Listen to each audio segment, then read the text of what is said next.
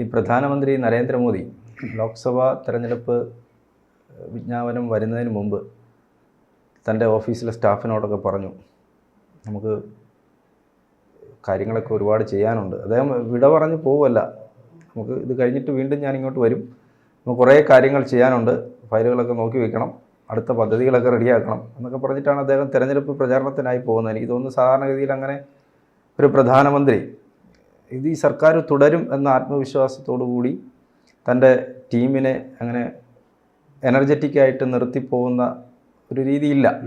ഇപ്പോൾ 100 ദിന കർമ്മ പരിപാടിയൊക്കെ തയ്യാറാക്കിയാണ് അദ്ദേഹം BJP മുന്നോട്ട് പോകുന്നത്.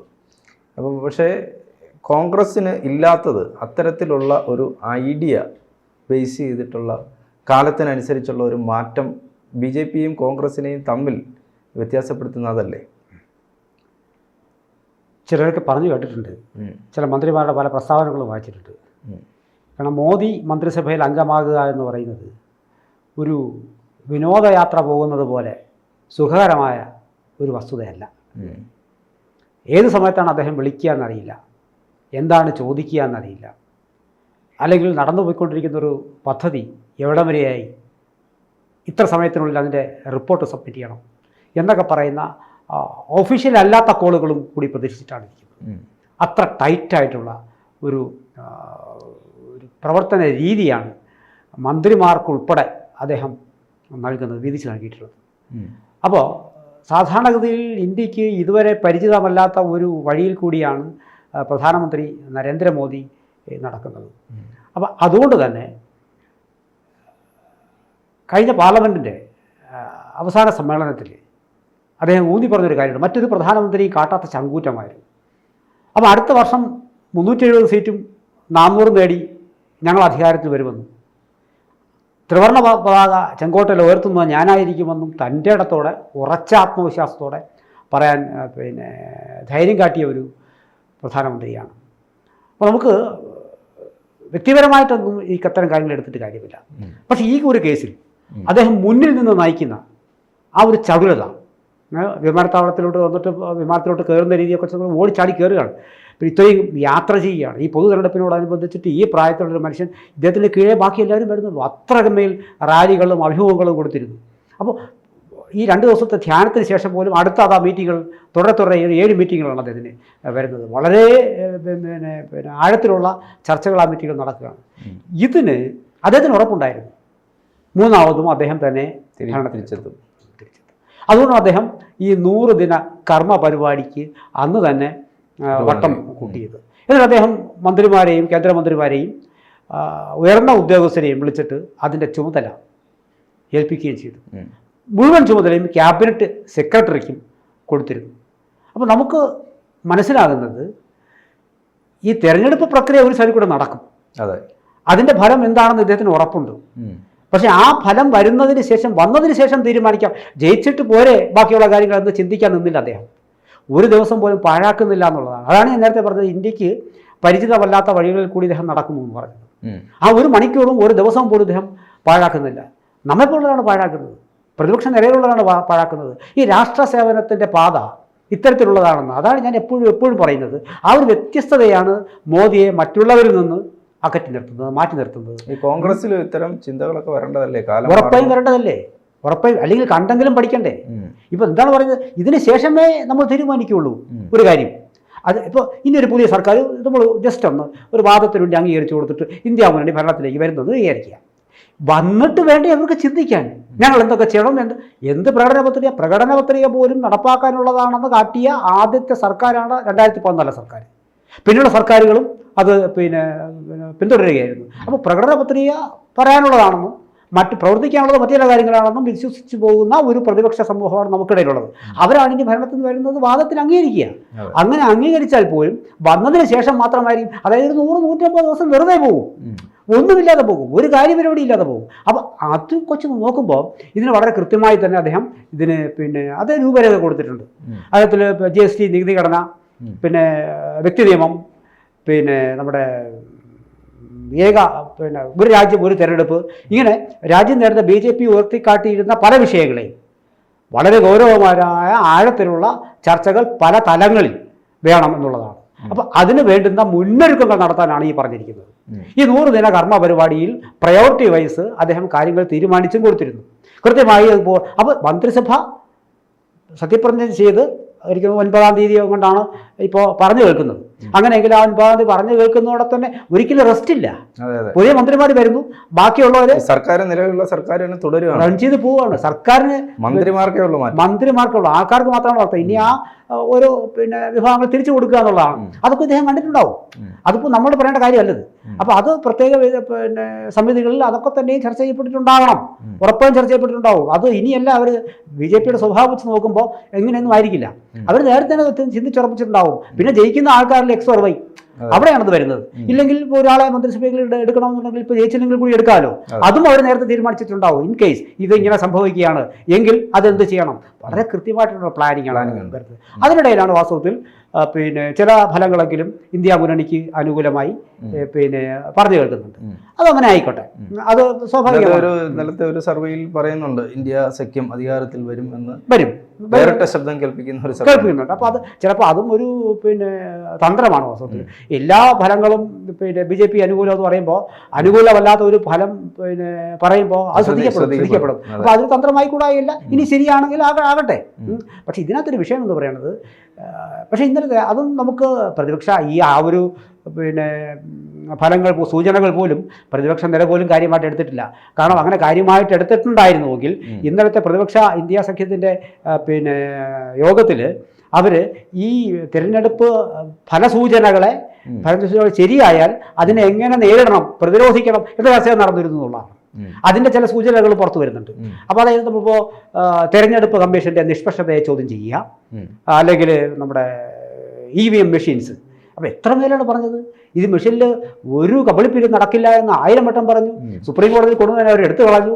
ഒരു തരത്തിലുള്ള പ്രശ്നങ്ങളും ഇവിടെ ഇല്ല എന്നൊക്കെ പറഞ്ഞിട്ട് പോലും സാധാരണ ജനങ്ങൾക്ക് പിന്നെയും ഇതൊരു യന്ത്രമല്ലേ, ഡിജിറ്റൽ പ്രക്രിയകളല്ലേ. ഇപ്പോൾ എന്തെങ്കിലുമൊക്കെ ഇത് ഇന്നലെയും കഴിഞ്ഞാൽ നോക്കുക ഏതോ ഫേക്ക് വീഡിയോസ് ഇങ്ങനെ പരക്കുന്നുണ്ടായിരുന്നു.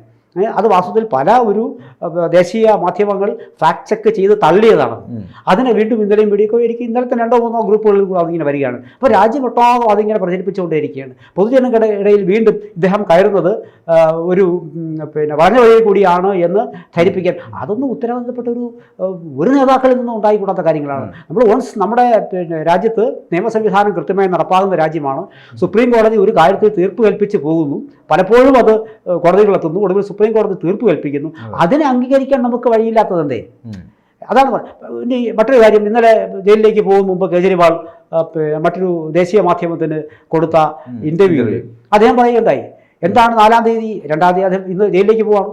ജയിലിലേക്ക് പോകുമ്പോൾ അദ്ദേഹം എന്നെ ജയിലിൽ അയക്കാതിരിക്കാൻ നിങ്ങളുടെ ഓരോ വോട്ടും സഹായിക്കുമെന്ന് പറഞ്ഞു. എങ്ങനെയാണ് അദ്ദേഹം എന്താണ് ഊഹിച്ചതെന്ന് അറിയില്ല. ഫലം വരാൻ 4-ാം തീയതിയാണ്, പിന്നെ ഒന്നും അറിയില്ല. പക്ഷെ എങ്കിൽ പോലും അദ്ദേഹത്തോട് അഭിമുഖം നടത്തിയ മാധ്യമപ്രവർത്തകൻ ചോദിക്കുന്നുണ്ട് 4-ാം തീയതി എന്താകും. അപ്പോൾ ഉടൻ തന്നെ കേജ്രിവാൾ വളരെ സമർത്ഥമായൊരു മറുപടിയാണ് പറഞ്ഞത്. 4-ാം തീയതി എന്ന് പറയുന്നത് പ്രധാനമന്ത്രി നരേന്ദ്രമോദിക്കുള്ള ബിദായി സമാരോഹമാണ് എന്നാണ് പറഞ്ഞത്. വിടവാങ്ങൽ ചടങ്ങ് സംഘടിപ്പിക്കലാണ് എന്നാണ് പറഞ്ഞത്. അപ്പോൾ അപ്പോഴും ആ ഉറച്ച ഒരു വിശ്വാസം അദ്ദേഹത്തെ രക്ഷിക്കട്ടെ.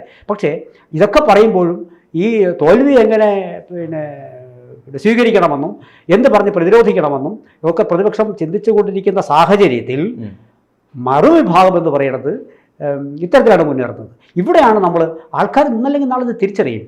കാരണം ഒരു രാഷ്ട്ര സേവനത്തിൻ്റെ പാതയിൽ ഇറങ്ങുന്ന ഒരു മനുഷ്യൻ ഇങ്ങനെ ഇരിക്കണമെന്നാണ് പറയുന്നത്. അപ്പോൾ നമുക്കതിന് ഒരുപാട് തരങ്ങളിൽ കുറ്റം പറയാം. അതിനിടയിലാണ് അദ്ദേഹം ഒരു 48 മണിക്കൂർ ധ്യാനത്തിലിരുന്നത്. ഒരു പക്ഷേ അത് രാഷ്ട്രീയപരമായി അദ്ദേഹത്തിന് നേട്ടം ഉണ്ടായിരിക്കും. രാഷ്ട്രീയമായ നേട്ടം കണക്കാക്കാതെ ചിന്തിക്കുന്ന ഏത് രാഷ്ട്രീയ പ്രവർത്തകരുണ്ടോ നമ്മുടെ നാട്ടിൽ ഇല്ല. ഇപ്പം ഞാൻ എഴുതുന്ന പരീക്ഷ പാസ്സാവണമെന്ന് ഞാനും, ഞാൻ നിൽക്കുന്ന തിരഞ്ഞെടുപ്പ് ജയിക്കണമെന്നും ഞാനും ആദ്യം കരുതിയില്ലെങ്കിൽ പിന്നെ ആര് കരുതും? സ്വയം അങ്ങനെ കരുതണ്ടേ? അപ്പം ഞാനും എൻ്റെ പ്രസ്ഥാനവും ജയിക്കണമെന്ന് കരുതുന്നത് ഏതൊരു വ്യക്തിയുടെയും ഒരു ഉത്തമബോധ്യത്തിൻ്റെ അടിസ്ഥാനത്തിലാണ്. പിന്നെ നരേന്ദ്രമോദിയെ സംബന്ധിച്ചിട്ട് എനിക്ക് വ്യക്തിപരമായി ഞാൻ കുറച്ച് നാളെ അദ്ദേഹത്തെ ശ്രദ്ധിച്ചു തുടങ്ങുന്നു. അദ്ദേഹത്തിന് ഈ തെരഞ്ഞെടുപ്പ് പ്രചാരണം എന്ന് പറയുന്നത് അദ്ദേഹത്തിന് 365 ദിവസവും പ്രചരണങ്ങളാണ്. അതാണ് ഞാൻ അദ്ദേഹത്തെ കണ്ടല്ലോ ഏറ്റവും പ്രത്യേകത. അയാൾ എവിടെ ചെന്നാലും പിന്നെ ആ മനുഷ്യൻ നമുക്കൊന്നും ഇല്ലാത്ത നമുക്കൊന്നും എത്തിപ്പെടാൻ കഴിയാത്ത ക്വാളിറ്റി അദ്ദേഹത്തിലുണ്ട് എന്ന് ഞാൻ വിശ്വസിക്കുന്നു. കാരണം അദ്ദേഹം എവിടെ ചെന്നാലും അത് നിങ്ങൾക്ക് ഫേക്ക് ആണെന്ന് പറയാം, അദ്ദേഹം ഒരു മന്ത്രിയാണെന്ന് പറയാം, അല്ലെങ്കിൽ കള്ളമുഖമാണെന്ന് പറയാം, കള്ളനാണയമാണെന്ന് പറയാം. പക്ഷേ ഇതൊന്നും എനിക്ക് ചെയ്യാൻ പറ്റുന്ന കാര്യങ്ങളാണ്.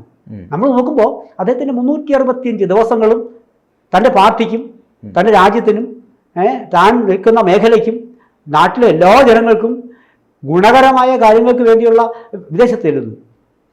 വിദേശത്ത് ചെല്ലുമ്പോൾ ഇന്ത്യക്കാരെ സെപ്പറേറ്റ് കാണുക, അവിടെയുള്ള ഇന്ത്യക്കാരുടെ മാനവും അന്തസ്സും ഉയർത്തുന്ന പരിപാടികൾ സംഘടിപ്പിക്കുക. അപ്പോൾ നാളെ ഇന്ത്യക്കാരെന്ന് പറയുന്നത് പിന്നെ അത്ര കണ്ട് ഈ അവിടുത്തെ ഏത് രാജ്യത്താണോ നമ്മൾ താമസിക്കുന്നത് ആ രാജ്യത്തെ ജനങ്ങളുമായി പിന്നെ അതേ തലത്തിലൊന്നും ചിലപ്പോൾ സ്വീകരിച്ചിട്ടില്ലായിരുന്നിരിക്കാം. പക്ഷെ ആ ഇന്ത്യക്കാരൻ്റെ അഭിമാനത്തെ വർദ്ധിപ്പിക്കുന്ന തരത്തിലുള്ള ഇടപെടലുകൾ ഉന്നതങ്ങളിലും താഴെത്തട്ടിലും നടത്താൻ ഈ മനുഷ്യന് സാധാരണഗതിയിൽ സംഭവിക്കുന്നു, പിന്നെ സാധിക്കുന്നു എന്നുള്ളതാണ്. അപ്പോൾ അത്തരത്തിൽ അവിടെയും ഇദ്ദേഹം തെരഞ്ഞെടുപ്പ് പ്രചരണമാണ് നടത്തുന്നത്. ഒരു പ്രധാനമന്ത്രി BJPയുടെ പ്രധാനമന്ത്രി കൂടിയാണ്. BJPയുടെ പ്രധാനമന്ത്രി മാത്രമല്ല, ഒരേ സമയം അദ്ദേഹത്തിന്റെ ഭാരതീയരുടെ വോട്ടിടാത്ത ആൾക്കാരുടെയും കൂടി പ്രധാനമന്ത്രിയാണ്. പക്ഷേ ഇന്ത്യക്കാരെ വിദേശ ഇന്ത്യക്കാർ എന്ന് പറഞ്ഞാൽ എല്ലാവരും വന്നേക്കാം. അങ്ങനെ ഒരു പൊതുസമൂഹത്തെ, ഇന്ത്യയുടെ സമൂഹത്തെ അഭിസംബോധന ചെയ്തുകൊണ്ട് അവിടെ അന്തസ്സ് ഉയർത്താൻ ഈ മനുഷ്യൻ ശ്രമിച്ചുകൊണ്ടിരിക്കുന്നു. കൂട്ടത്തിൽ സംഭവിക്കുന്ന ഒരു കാര്യം ഈ ഇദ്ദേഹത്തിൻ്റെ പാർട്ടിയുടെയും പ്രസ്ഥാനത്തിൻ്റെയും അദ്ദേഹത്തിൻ്റെയും മഹിമയും കൂടി വർദ്ധിക്കുകയാണ്. അപ്പോൾ അതുവഴി ലഭ്യമാകുന്ന ഒരുപക്ഷെ ആ അത്തരത്തിലൊരു മീറ്റിങ്ങിൽ പങ്കെടുക്കുന്ന വിരോധി ആയിട്ടുള്ള ഒരാൾ പോലും അടുത്ത വട്ടം ഇദ്ദേഹത്തിൻ്റെ വോട്ട് ചെയ്തേക്കാം എന്ന് ചിന്തിക്കുന്ന ഒരു ഘട്ടം വരും. അങ്ങനെ 365 ദിവസവും തെരഞ്ഞെടുപ്പ് പ്രക്രിയയിൽ മുഴുകിയിരിക്കുന്ന ഒരു മനുഷ്യനായിട്ടാണ് എനിക്കാണ് കാണാൻ സാധിച്ചിട്ടുള്ളത്. കൂട്ടത്തിൽ രാജ്യത്തിൻ്റെ അന്തസ്സും അഭിമാനവും ഉയർത്തിപ്പിടിക്കുന്ന വിധത്തിലുള്ള പെരുമാറ്റത്തിൻ്റെ ഭാഗത്തുണ്ടാകുന്നത്. ഇപ്പോൾ തന്നെ അദ്ദേഹം ഇറ്റലിയിലേക്ക് ഉൾപ്പെടെ ഈ 100 ദിവസത്തിനുള്ളിൽ യാത്ര ചെയ്യേണ്ട സ്ഥലങ്ങളും അവിടെ ചർച്ച ചെയ്യപ്പെടേണ്ട വിഷയങ്ങളും തീരുമാനിക്കപ്പെട്ടിരിക്കുന്നു. ഇത് ആർക്ക് സാധിക്കുമെന്നുള്ളതാണ്. ആർക്ക് സാധിക്കുന്നവരുണ്ടാകാം, സാധിച്ചിട്ടുള്ളവരുണ്ടായിരിക്കാം. പക്ഷേ ഇതേ അളവിൽ ഇത്രയും കാലം ഒരേപോലെ ഇത് നടത്തിയെടുക്കാൻ സാധിച്ച മറ്റാളെ എന്തായാലും സ്വതന്ത്ര ഇന്ത്യയിൽ അത് ഇല്ല.